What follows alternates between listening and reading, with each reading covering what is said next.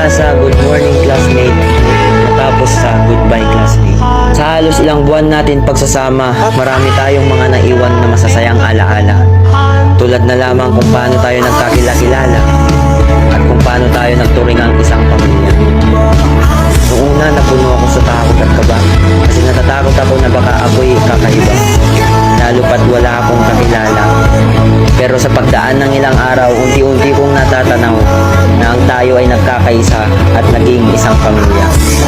Classmate, salamat sa bawat tawa, sa bawat kopya, sa bawat bully, at sa bawat alaala na ngayon ay natapos na.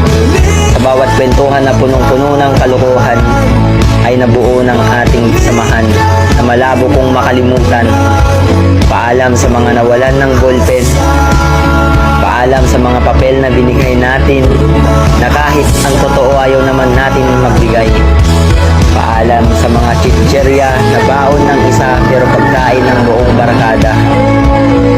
Paalam sa ating mga kwento na hanggang sa alaala na lang natin mabubuo. Paalam rin sa mga mahal natin na guro. Salamat sa inyong mga itinuro. Paalam sa isang taon nating samahan na sa mga alaala na lang natin mababalikan.